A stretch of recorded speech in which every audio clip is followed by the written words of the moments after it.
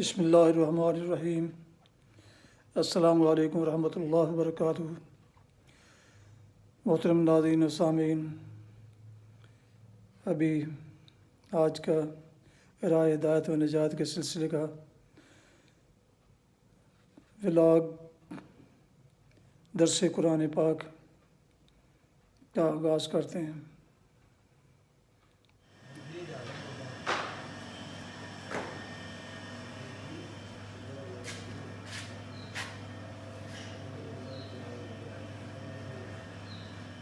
اسی طرح دنیا میں بھی وہ اوندھے چلا کرتے تھے جن لوگوں کو علم اور ایمان عطا کیا گیا ہے۔ وہ کہیں گے کہ تم اللہ کی لکھی ہوئی تقدیر کے مطابق حشر کے دن تک برزخ میں پڑے رہے ہو۔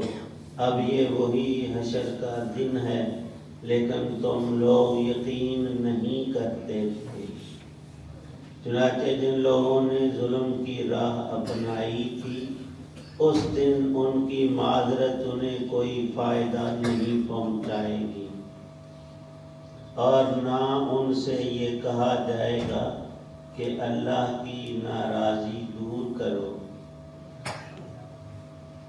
سورہ روم کی آیت 55، 56 اور 57 ہے۔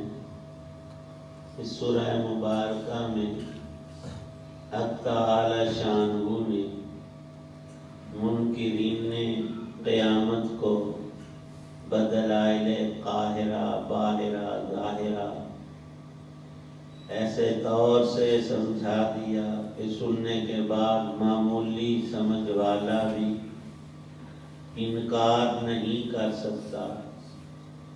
پھر قیامت کے انکار پر اصرار کرنا کتنا بے جا اور ناحق ہے۔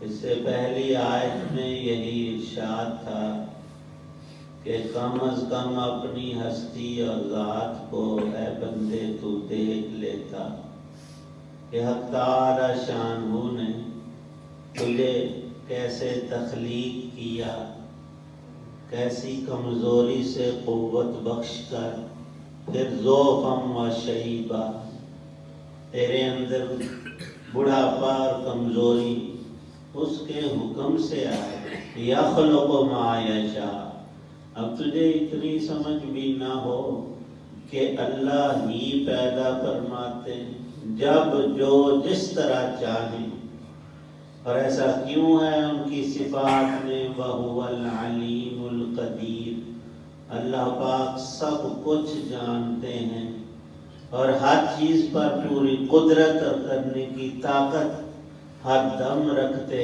ہیں، تو کیسے قیامت کے وقوع کا اور وعدے کا انکار کر سکتا ہے؟ ہاں، جو نتیجہ ہوگا وہ تو خود پا لے گا، اس کا مشاہدہ کر لے گا، اور اس وقت انکار کی تجھے مجال اور گنجائش ہرگز نہیں رہے گی۔ پھر پچھتا کر قسمیں جھوٹی بھی کھا لے گا، پر اس کا فائدہ تیرے لیے کچھ بھی نہیں، ایک تنکے کے برابر بھی حاصل نہیں ہوگا۔ ارشاد ہے حق تعالی شانہ کا، تقوم الساعۃ، جب آخرت قیامت آ جائے گی، وہ دن برپا ہوگا۔ یقسم المجرمون، اصلی مجرم تو کفار اور مشرکین ہوں گے، اور ان میں مسلمان گناہگار بھی شامل ہیں۔ ارشاد ہے کہ قسم اٹھائیں گے مجرم قیامت کے روز، موقع بہت سے اور بہت سی جگہ کے 50,000 سال کا دن ایک ہی نہج اور حالت پر نہیں ہوگا، مختلف امور انسان دیکھے گا، مشاہدہ کرے گا، ان کا تجربہ ہوگا۔ تو ایک موقع ذکر فرمایا کہ مجرمون قسم اٹھا کر کہیں گے ما لبثوا غیر ساعۃ، ہم تو صرف ایک گھڑی تھوڑا سا وقت رہ کر آئے ہیں۔ دو باتیں مفسرین فرماتے ہیں کہ دنیا میں رہنا، اس کی جو زندگی تھی 50 60 100 سال تک کی، اور دوسرا قبر کی زندگی، اس کو شرعاً برزخ کا زمانہ کہتے ہیں۔ یوں لگے گا اور کہیں گے، اور ان کی یہ قسم سراسر جھوٹی ہوگی کہ ہم صرف ایک ساتھ ایک گھنٹہ کو رہ کر آئے ہیں، اتنی جلدی یہ قیامت کا دن آ گیا۔ دنیا میں اب آج کہتے ہو کہ آئے گا ہی نہیں، اور جب پالو گے تو کہو گے کہ اتنی جلدی آ گیا۔ اور بالخصوص نہ ماننے والے، جن کا عقیدہ ہی ہرگز نہیں کہ بعد الموت دوسری زندگی پر کوئی قادر ہے، وہ اللہ کی قدرت کا، دلائل کا، آیات کا صراحتاً ڈٹ کر دنیا میں انکار اور تکذیب اور ٹھٹھا کرتے تھے۔ فرمایا کہ ما لبثوا، ان کا کل قول ہوگا کہ اتنی جلدی، اور اتنی جلدی اس لیے کہیں گے کہ یہ جو عذاب قبر میں مبتلا تھے تو حشر کی رسوائی اور دوزخ کی آگ کو ملاحظہ کریں گے، اور اس کی شدت اور ہولناکی اور تباہی اور بربادی کو دیکھ کر کہیں گے کہ ہائے کاش وہ ان کو پہلا زمانہ چھوٹا عذاب لگے گا، اور اس کے مقابلے میں یہ عذاب علیم جو اب دیکھ رہے ہیں تو کہیں گے کہ وہی بہتر تھا۔ اتنی شدت اور غضب رب کائنات کا ان پر لاگو ہوگا کہ جھوٹی قسم اٹھا کر کہیں گے ما لبثوا غیر ساعہ کذالک کانوا یؤفکون۔ اللہ پاک فرماتے ہیں یہ تمہاری پہلی غلط بات نہیں، تم دنیا میں بھی الٹی سیدھی ہانکتے تھے۔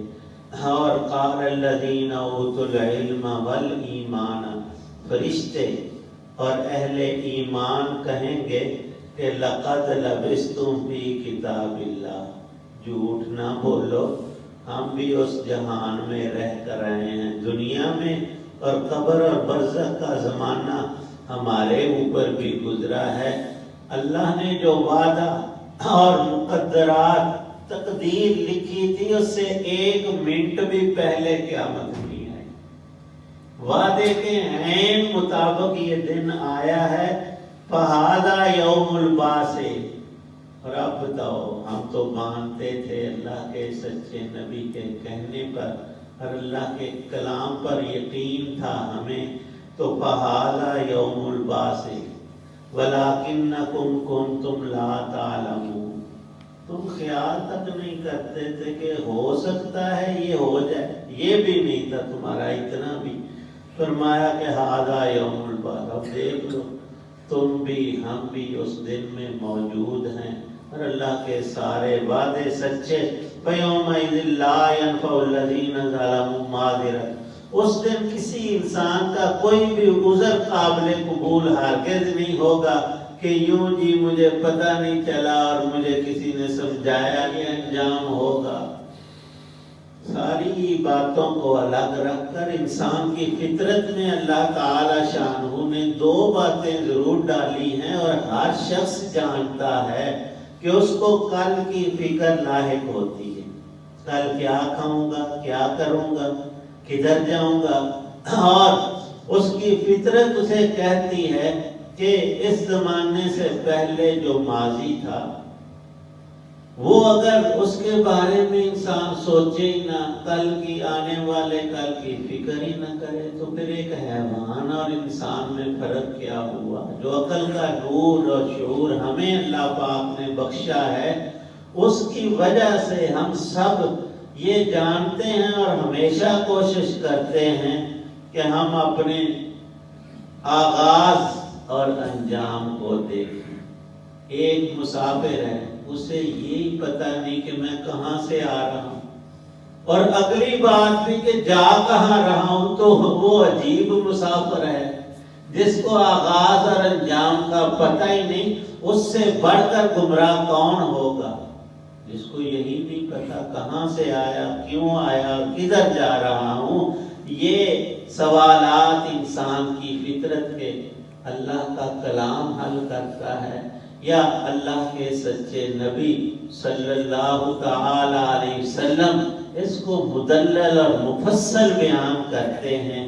دین کا خاصہ ہی یہی ہے، اور دین اسلام اسی بات کی وضاحت ہے کہ اے بندے تو کہاں سے آیا، کس نے تجھے بھیجا، تو کہاں سے آتا تھا، اللہ نے تجھے تخلیق کیا ہے، اور تیرا مقصد کیا ہے۔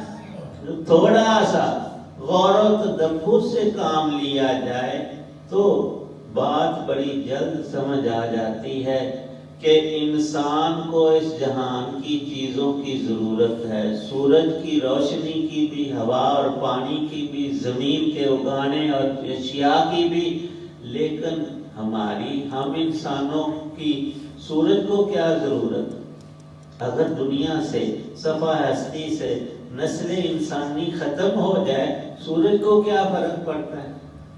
پانی میں کیا تبدیلی آ سکتی؟ ہوائیں اور زمین، ان کا کیا بگڑے گا؟ کچھ نہیں بگڑے گا۔ لیکن ان چیزوں میں سے ایک بھی نہ ہو تو ہم پریشان اور تنگی اور دکھ میں مبتلا ہو جائیں۔ خلاصہ اتنا ہی ہے کہ ایک آیت میں اللہ نے ارشاد فرمایا، خلق لکم ما فی الارض جمیعا، یہ سارا جہان ہے بندے تیرے لیے، اور تیری آزمائش اس میں ہے کہ تو سب کچھ کے خالق کو مانتا ہے کہ نہیں، اور اپنی تخلیق میں غور کرتا ہے کہ نہیں، اور تیرا مقصد بھی وما خلقت الجن والانس الا لیعبدون، اللہ کی عبادت کر کے آنے والے کل میں کامیاب ہونا ہے۔ اب تیری مرضی، فمن شاء فلیؤمن ومن شاء فلیکفر۔ آج ہم انسانوں کو اللہ نے یہ اختیار دے رکھا ہے، دو راہوں میں سے سیدھی پر چل کر انعام یافتہ طبقے میں داخل ہوں، یا ٹیڑھی راہ اختیار کر کے شیطانی ٹولے میں مل کر اللہ کے غضب کا مورد ہوں۔ ارشاد فرمایا یہ آج ہے، کل کسی کی کوئی معذرت عذر وہ اس کی سنوائی نہیں ہوگی۔ کیوں؟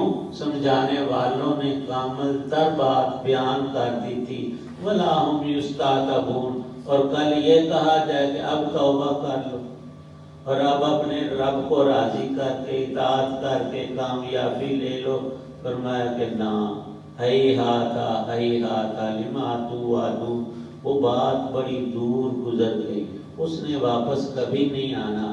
ہاں یہ نقشہ دنیا میں بھی سمجھایا، ہر انسان کو یہ معاملہ بڑا ہی خطرناک پیش آنے والا ہے، اس کی تیاری ہر انسان پر لازم ہے، اور جتنی کل کی کوئی تیاری میں رہتا ہے اتنی اس کے لیے آسانیاں، راحتیں اور خوشیاں ہیں، اور جتنی غفلت اور جہالت بندہ اپنے اندر رکھے اتنا ہی اس کا اپنا ہی نقصان ہے، کسی غیر کا نہیں۔